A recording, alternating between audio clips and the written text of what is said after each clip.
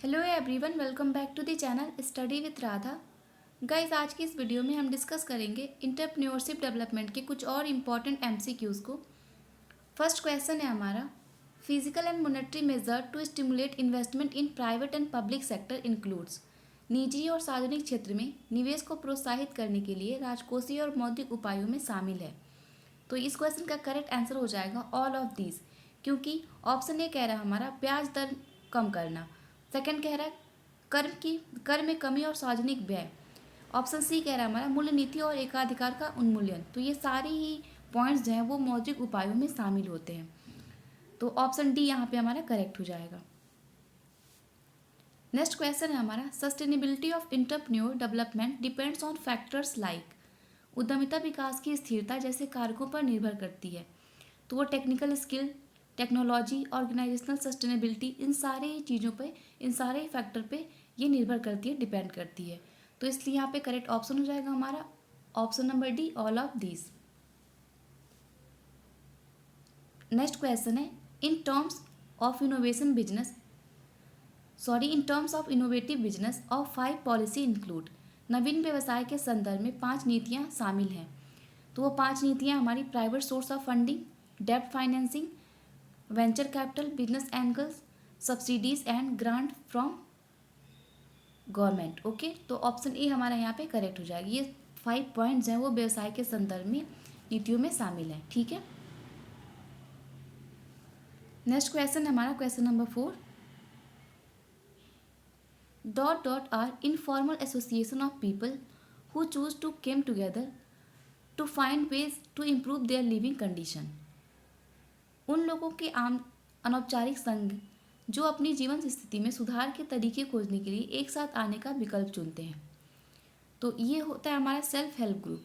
ये ग्रुप एक ऐसा ग्रुप होता है, ये एक तरह का इनफॉर्मल एसोसिएशन है जहाँ पे पीपल एक साथ आते हैं और अपने लाइफ के, अपने जीवन के सुधार के तरीके ढूंढते हैं एक साथ मिलके। ठीक है, तो ऑप्शन नंबर हमारा बी करेक्ट हो जाएगा, सेल्फ हेल्प ग्रुप, स्वयं सहायता समूह।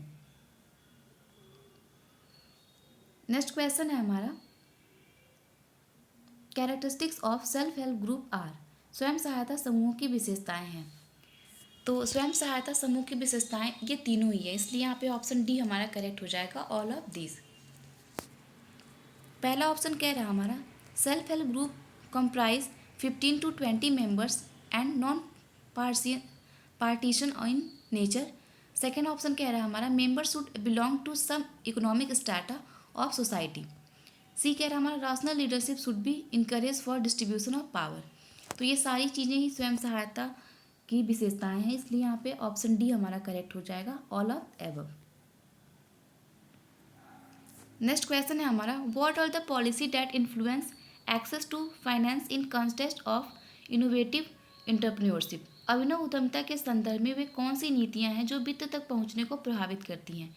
तो वह हमारी डेब्ट financing, venture capital, business angels, ये सारी ही नीतियाँ प्रभावित करती हैं। तो हमारा ऑप्शन नंबर डी यहाँ भी करेक्ट हो जाएगा, all of above. Next question है हमारा, angels usually provides which type of financing. Angels आमतौर पर किस प्रकार का वित्त पोषण प्रदान करता है। तो ये हमारा इक्विटी फाइनेंस प्रोवाइड करता है। ठीक है, तो हमारा यहाँ पे ऑप्शन नंबर बी करेक्ट हो जाएगा, इक्विटी।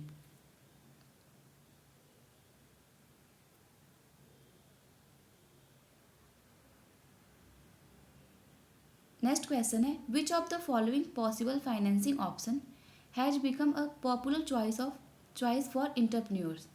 निम्नलिखित में से कौन सा संभावित वित्त पोषण विकल्प उद्यमियों के लिए एक लोकप्रिय विकल्प बन गया है। तो ये विकल्प है हमारा क्रेडिट कार्ड। ठीक है, ये उद्यमियों के लिए एक लोकप्रिय विकल्प बन गया है, एक अच्छा ऑप्शन बन गया है। ठीक है, तो ऑप्शन नंबर बी हमारा करेक्ट हो जाएगा, क्रेडिट कार्ड। नेक्स्ट क्वेश्चन है, हाई पोटेंशियल वेंचर उच्च संभावित उद्यम है। तो उच्च संभावित उद्यम जो होते हैं वो इनमें से कोई नहीं है। ठीक है, तो ऑप्शन नंबर डी हमारा करेक्ट हो जाएगा, none of these.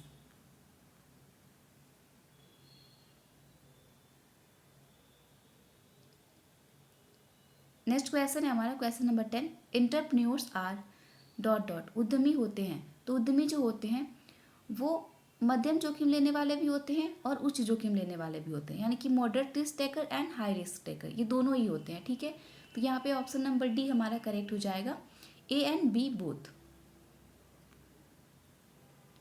Next question है हमारा, which of this is not a challenge for entrepreneur, इनमें से कौन सा उद्यमी के लिए एक चुनौती नहीं है।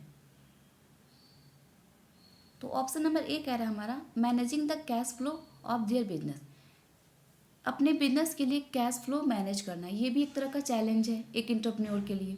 सेकंड कह रहा है हमारा, रिक्रूटिंग न्यू एम्प्लॉय, नए एम्प्लॉयों को की भर्ती करना, उनका चयन करना, ये भी बहुत बड़ी चुनौती होती है एक इंटरप्रेन्योर के लिए। ठीक है, थर्ड ऑप्शन कह रहा है हमारा, चूजिंग द प्रोडक्ट और services sale in the market, कौन सा प्रोडक्ट उसको मार्केट में सेल करना है ये चूज करना।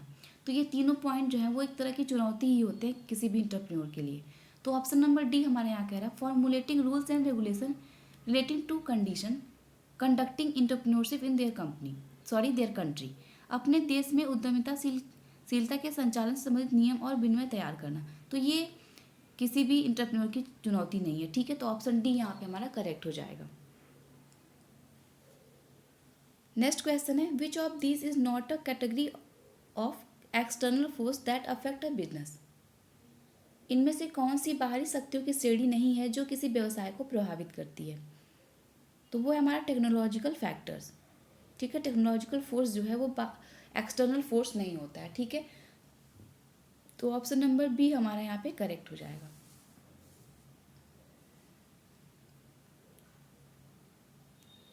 नेक्स्ट क्वेश्चन है, which of this is the first activity of a new business, इनमें से कौन सा एक नए व्यापार की पहली गतिविधि है।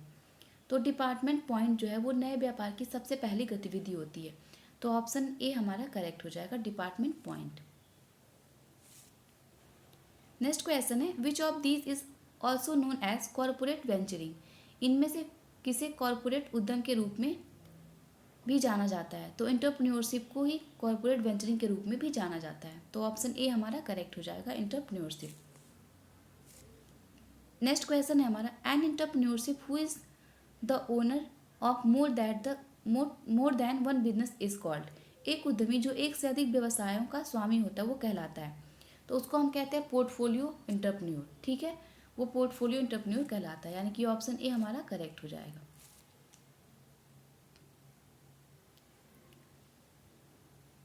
नेक्स्ट क्वेश्चन है, which of these theories involve taking a moderate amount of risk as a function of skill and not chance, इनमें से किस सिद्धांत में कौशल के कार्य के रूप में मध्यम मात्रा में जोखिम लेना शामिल है और मौका नहीं, यानी कि अवसर नहीं। तो वो है हमारा नीड फॉर अफिलिएशन। ठीक है, तो ऑप्शन नंबर बी हमारा करेक्ट हो जाएगा, need for affiliation.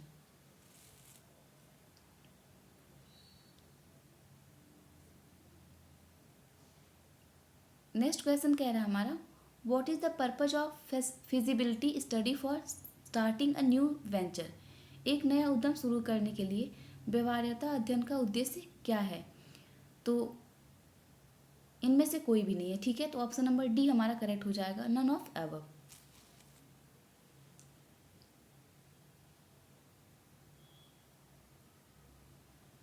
Next question है हमारा, Andrew Carnegie belong to this country, Andrew Carnegie किस सदी के थे।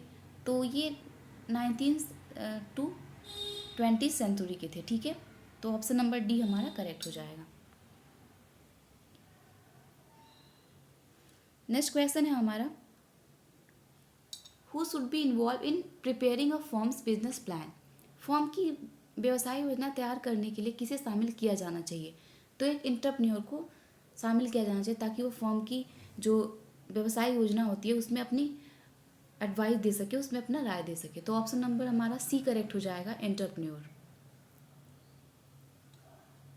नेक्स्ट क्वेश्चन है हमारा, what should be the main worry of a companies founder who ask for capital in exchange for equity share in their venture, किसी company के संस्थापक की मुख्य चिंता क्या होनी चाहिए जो अपने उद्यम में समता अंशों के बदले पूंजी की मांग करता है। तो वो होता है हमारा कैपिटलाइजेशन। ठीक है, पूंजीवाद। तो ऑप्शन नंबर सी हमारा करेक्ट हो जाएगा, कैपिटलाइजेशन। तो आई होप आपको ये सारे क्वेश्चन समझ में आए हों। मिलते हैं नेक्स्ट वीडियो में कुछ और इम्पॉर्टेंट क्वेश्चंस के साथ। Thank you, have a good day.